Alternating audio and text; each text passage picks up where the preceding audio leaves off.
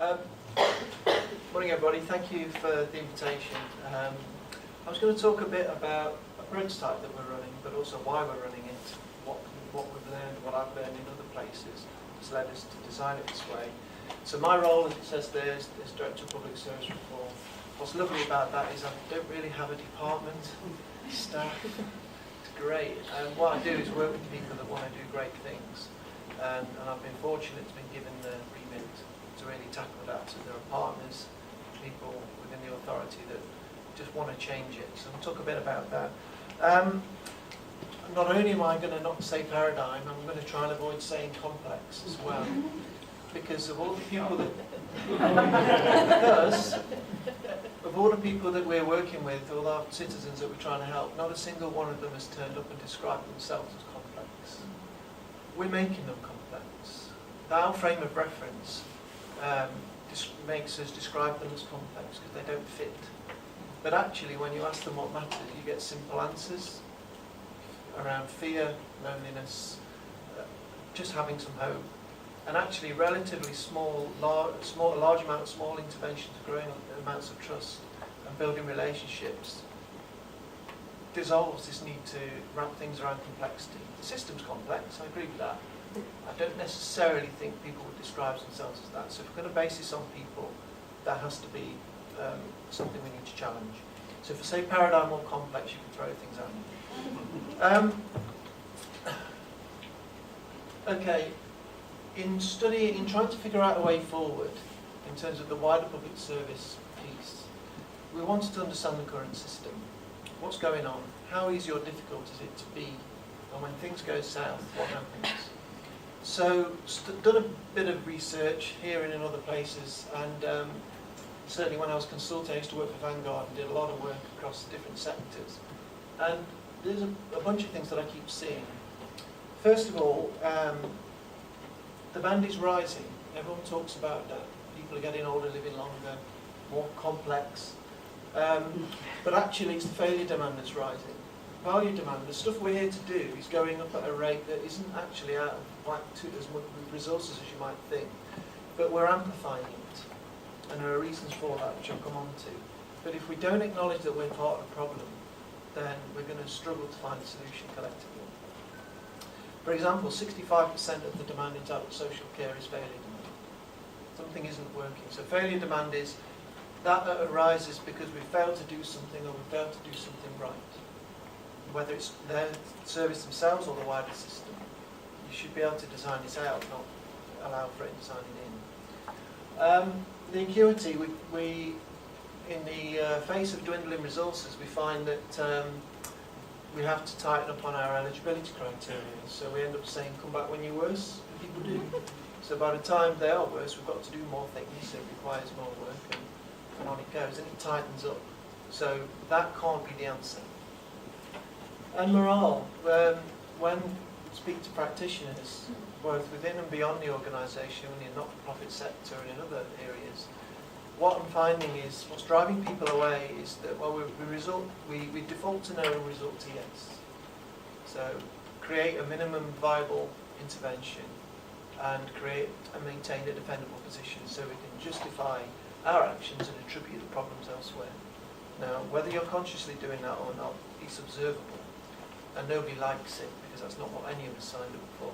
So it's kind of what we're up against, but I will cheer you up in a bit because I know that's what this is.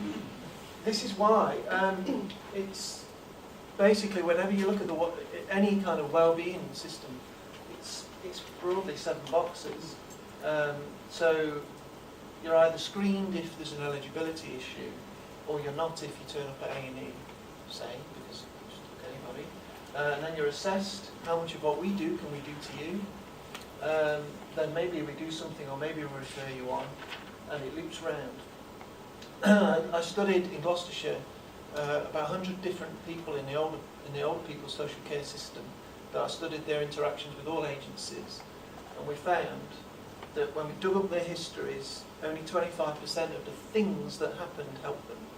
Most of the things that happened were helped with us. Arguing about who pays, that's a familiar one for sure. Panels, various other assessments which didn't add to knowledge but created and maintained a defendable position to not act. So we've got an awful lot in the system about covering our backside. Again, it's systemic, not personal. This is what the system drives us to. These aren't bad people. About 62 professionals involved per person, between 5 and 55 cycles of that, and between 1 and 33 cycles of that. 8 different IT systems that we could count, 100 documents per person that we could count. You get the idea.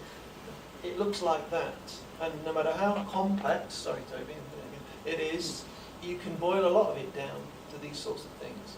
So this is about what's the problem we're trying to solve. Can we do surgery on that, or do we need to rebuild it? And my conclusion was we need to try to rebuild it. So it calls for a different method of change, namely prototypes rather than projects. We love a project in Gateshead. You only have to look at the angel, you have to look at the sage. We love a project, a known endpoint, but with prototyping we don't know where it's taking us. So we have to deploy a different method, and that scares people. There's another reason why that system does what it does, and that's arbitrary numbers and targets. And there's been a bit said about that already, so I'm not going to dwell on it. But I'll give you an example. In children's services, and this isn't a Gateshead one, but it's one I've encountered before, if you can do your comprehensive assessment within 35 days of somebody putting their hand up, then it's a tick. 35 days is an arbitrary number. That might be 34 or 34 and a half days too long for some families. But nonetheless, that's what the inspectors are looking for. And if you get 80% of those, this was at the time, then you're all good. So pity if you're in a 20%. So there's 2 arbitrary numbers at play there. When you actually dig the data, it looks like this. So if you take each and every single one, how long did it take, not did it take 35 days, we find that the average is actually 46 days, and it could predictably be nearly 140 days. But there were so many that were below that threshold, we kind of got a tick. And if we rely on the wrong numbers, we're blind. We can't choose to act. So the right question to ask is, if I'm commissioning, if I'm providing or funding, what's the cause of variation? What's happening? Because if we don't know that, we have no chance. So digging this stuff up makes people uncomfortable, but it's what we're doing. So now they're happy a bit. Because we realised we couldn't really do surgery on a system like that, and a lot of the numbers weren't helping us to learn and improve, we were just keeping score, we wanted to try something different. And where do you start? Well, we decided to start with council tax, because it's so glamorous. But actually it's interesting, because what we found, there's a fantastic chap who works down there. He just rang me up one day and he said, we're kind of chasing a lot of money, but it's not very effective. And we're kind of screwing people over, because there's no way we're getting that money back. We're just going to end up being caught, or the bailiff will turn up, and they'll end up homeless, and then we've got to look after them, because we have a duty there, and on it goes. And you know these stories. So might we do something different? So we decided to do just that. So what we do now, we've got a group of people, the DWP are with us, the CAB are with us, some people within the council, and a lot of partners helping us out, like North East Counselling. And we're basically ringing these people up before the bailiff turns up. By the way, when the bailiff knocks on the door, that's an extra 300 quid on your bill. You can't count. So let's go away from that. And we're ringing them up and saying, how are you? What's going on? We know you're in debt. We're not chasing you for the money. How can we help? And what we're finding is, in this little prototype, is it very, very, very quickly stops becoming about council tax. It becomes about a whole bunch of things. So we're helping people. Well, what we find actually, in all the cases, we're doing this 8-9 weeks now, in every single instance there's been mental health raised. In every single instance. Anybody from DWP in the room? Excellent, you'll love this. And we're guilty of this too. In every single instance when we've actually looked at circumstances, but the amount of benefit being awarded is incorrect. So it's 100%. That's both the council administered ones and DWP, because the inability to understand context is obvious. We're also finding that when we ask them what matters, they come up with simple things, not complex things. So it's like I said at the start. So what we're doing is we're going away from assess, do, refer, and we're finding there's 2 archetypes presenting themselves with our tangled people. Now our tangled people have got loads of issues, but no single one of them is holding them back. It's the collective, it's the cumulative effect of all of those issues. And what the team are doing, we've said to them, you've only got 2 rules. You don't break the law, you don't do any harm. Absolutely everything else is up to you. No eligibility criteria, no assessments, none of that. You can buy what you want, we've given them some money, you can do what you want, as long as you are, the purpose is help people to live well based on their definition of what well is. So in 85%, there's no single dominant issue, but lots of work to do. So I guess metaphorically, the team picking away at one strand, and then it enables another one to sort of get accessed. And then the citizen joins in and they start to move. In 15% of the time, we're finding people are more trapped. There is a single dominant issue. Now the assessments, the various assessments that these people have been through have been blind to most of this. We've transacted the hell out of it, and they've got worse and worse and worse to the point where they've got a lot of debt. So what we're doing instead is we're not doing assess, do, refer, we're doing understand and rebalance. So basically, what does a good life for you look like, as opposed to how much of what I do can I do to you? And the first thing that somebody might tell us is the most urgent thing rather than the most important thing. So for example, we went to see a family the other week, no food in the house, none. And the benefits were out of whack, and there was no way they were going to talk to us about what good life looked like with no food in the house. So we bought some food. So that was the first cycle, if you like, of understanding and rebalancing. Once we bought them some food, we said, look, we're not your food forever, but we're going to work with you. We filled the cupboards. Cost about 50 quid. And then, why have you got no food? And then it built, and we were able to go through cycles of this. So we understood they were nervous about school uniforms, around a bit of bullying, some mental health issues. And we were able to work with people around problems, but also what kind of life do you want to live? So we're helping them paint their house. And all of this stuff you wouldn't ever commission, typically. But it's working, because what we're finding now is one of the grown-up son who lives in a house has got a job interview. That would have been unthinkable 9 weeks ago. And on it goes. We get to a point now when we're doing understand and rebalance, and we ask ourselves, are they tangled or trapped? Is there a single issue for whom we need a specialist? But if not, we seek this point of stability, and then we work out what any maintenance or even exit might look like. So we're not applying any rules, really. We're just adopting a principle of, let's understand method. What does a good life for you look like? And just do whatever it takes, pulling on people. We don't do referrals either, we pull. So we don't push the person to various different expertise. We pull experts to the person that we're trying to help if they need them. So assessments, no. Referrals, no. It's pull, it's understand. So far, we're 9 weeks in and we've annoyed an awful lot of people. Because we're saying things like, the system isn't working, but we know you're not a bad person, so help us do something different.